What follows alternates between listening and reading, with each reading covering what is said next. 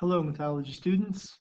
I am going to talk to you today about Jason and the quest for the Golden Fleece, specifically how Jason fits into Joseph Campbell's The Hero's Journey as we discussed it in class.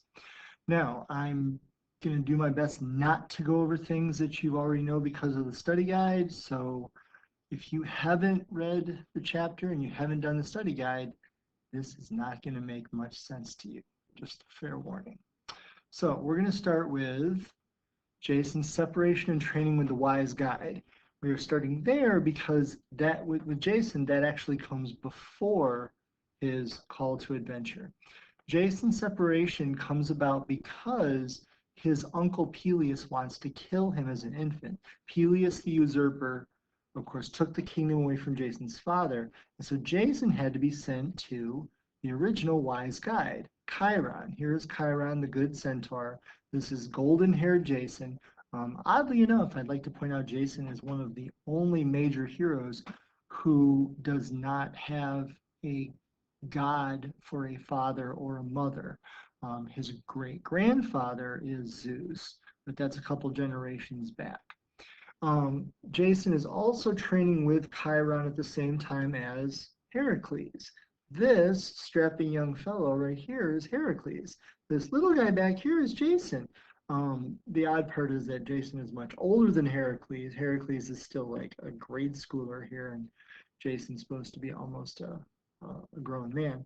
Anyway, after Jason completes his training with Chiron and learns who he is, he returns back to Iolcus, where we get his call to adventure. Jason's call to adventure is put into his head by his uncle Peleus. Peleus is very worried about Jason taking the throne from him. So Peleus is the one who suggests the quest for the Golden Fleece. The book kind of makes it sound like Jason's trading the fleece for the throne, but that is not the case. Peleus talks about how much someone who goes to get the fleece from dangerous, far off Colchis, where the people are crazy, someone who goes to get the fleece is going to get fame. Someone who goes to get the fleece is going to get glory. And that is really Jason's call to adventure. His call to adventure, of course, is to literally go get the fleece, but it's the fame and glory that is his motivation. That means that Jason is selfish in his goals. Remember, you could be selfish or selfless with your call to adventure. Jason is pretty about Jason. So here he is striking the deal with Peleus, going, yes, Uncle Peleus, please hold on to the throne for me, and I'll take it off your hands just as soon as I get back. Now, of course, Peleus thinks Jason's going to die. So that is not what Peleus is all about here. All right, so that's Jason's call to adventure. Now, some additional possible wise guides for him. Here, of course, we see Athena helping with the construction of the ship, but I want to call your attention to the front part of the ship, because another choice for wise guide is the goddess Hera. Hera is putting this expedition together. Hera is she's called the goddess of heroes because she sponsors the Argonauts. When Jason's putting his crew together, he's doing it with the help of Hera. And remember, Hera's voice is the one that speaks from the front of the ship. There is a speaking timber. That's supposed to be a bee. So the speaking timber in the front of the ship speaks with Hera's voice. So that's another possible wise guide for him. He's got more wise guides coming up. So let's talk about the different possibilities for Jason's ordeal. You can talk about a number of different things. You could say it's the quest as a whole. The quest for the Golden Fleece can be seen as his figurative descent into the underworld. Jason does not literally descend into the underworld. He does come close to death, though. I mean, there's a lot of death-defying things that happen on the quest, and Jason is saved by each one of his men in turn, and he himself has some adventures. Anyway, once he gets to Colchis, though, this guy, This is Aeetes. He is the king of Colchis, and he is actually a son of Helios. So they're like, oh, the son of the sun, just like Phaeton. I bet he's a great guy. He's not. He's a terrible person. He and his whole kingdom are dedicated to Ares, which means they're crazy. So Aedes challenges Jason to do something, not to win the fleece. That's the idea. Jason offers service in exchange for the fleece. Aedes tries to get him killed by suggesting that he harness the fire-breathing bulls, plow the field with dragon's teeth. Jason cannot possibly do that on his own. He's trained by Chiron, but he's not fireproof. Now, this is where the gods again help him. Hera talks to Aphrodite, and Aphrodite sends our buddy Eros to shoot this poor young lady right in the heart with a golden arrow. And of course, this is Medea. Now, why is it important that she falls in love with Jason? Because she is a witch. She is one of the most powerful sorceresses in the world, and she is the one who can help Jason by making him fireproof. Here is Medea mixing up the ointment. I mean, it looks like she's going to give him a cup to drink, but actually he's going to spread this potion into a lotion potion. He's going to put it on his skin. I know you already know this, but I love saying lotion potion. Once he is fireproof, and he really believes in Medea's magic. By the way, let's not forget that in exchange for this potion, she wants him to love her forever. And he does promise to do that. So here's Jason the next day. He is fireproof. He is going out to face the bulls. Let me show you really quick here. Here's the king sitting over here expecting him to die. He's got his daughter next to him. He has no idea his daughter's in love with Jason and has helped Jason out. So Jason walks right out and he grabs the bull by the horns. So that's where we get that phrase, grabbing the bull by the horns, just like Jason. Anyway, that is a possible descent into the underworld. Another descent into the underworld comes after he is betrayed by Aeetes. Remember, Aeetes has no intention of giving him the fleece. Aeetes wants to kill him.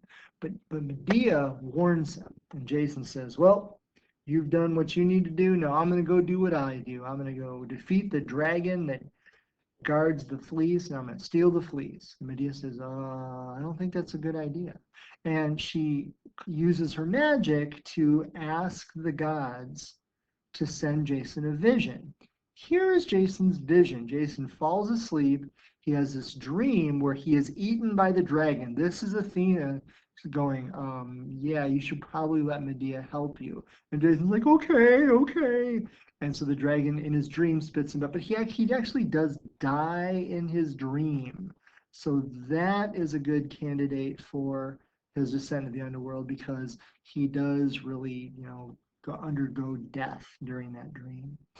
Okay, so here, of course, we steal the fleece. Another possible descent of the underworld is the trouble he gets in with the gods for allowing and helping Medea kill her little brother. They slaughter Apsyrtus, and the gods turn against Jason and Medea. You could say that's a possible descent of the underworld. Let's see. Now, Jason's maturation is very problematic for us because it is so short. When Jason gets back, it's all for nothing. After the Argonauts disperse, Peleus betrays him. Peleus has a whole army. Medea helps Jason out by killing Peleus, but she does it by tricking Peleus's own daughters into killing him. And so the gods turn against Jason. Jason and Medea are in exile. They're exiled and they go all over Greece and they get hospitality. Oops, I forgot the D. They go all over Greece, they experience hospitality, but no one really wants to see them for very long because Medea kind of creeps everybody out. So eventually Jason, despite the fact that he promised to love Medea forever, he forgets her. He tries to set her aside and marry the princess of Corinth.